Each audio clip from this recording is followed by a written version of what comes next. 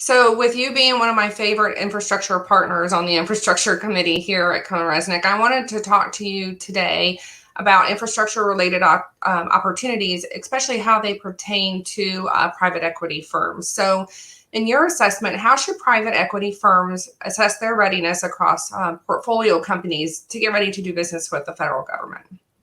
It's a great question, and it's one we're getting from a lot of our private equity clients as they look at the infrastructure bill, the development down in DC, and where it looks like we're going to have some considerable federal funding, passing down through the states. A lot of the private equity firms are looking at their portfolio companies and trying to understand, where are their opportunities? Whether it's a construction company, a manufacturer, part of the supply chain into these infrastructure projects, they're really looking at the readiness of those companies and their ability to compete for, the state, local, federal contracts. So, really understanding what the requirements are to compete for these projects, either as a prime or a subcontractor, and understanding, what it takes to actually, be a government contractor. A lot of the portfolio companies, have had governments in some shape or form as clients and are, somewhat familiar with the process and the requirements.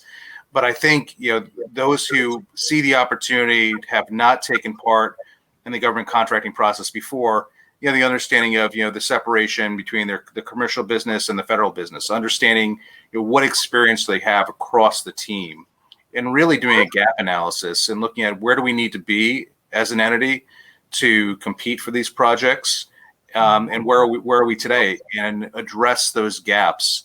And, some of them may be, from a reporting perspective, some may be from a team capabilities perspective and the qualifications they have. And, some of those gaps, can be filled through hiring, through, separations of the businesses, and others. It's, the logical way to fill those gaps will be through add-on acquisitions and acquiring businesses that have that experience in working with the government. And I'm sure you've seen this through your interaction with a lot of the portfolio companies and the government contractors out there that are now looking to step up their game to compete for some of these projects.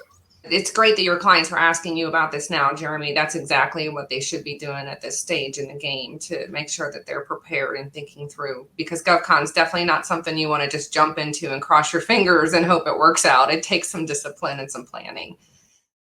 If you'd like to receive our monthly digest of infrastructure news and insights, subscribe today.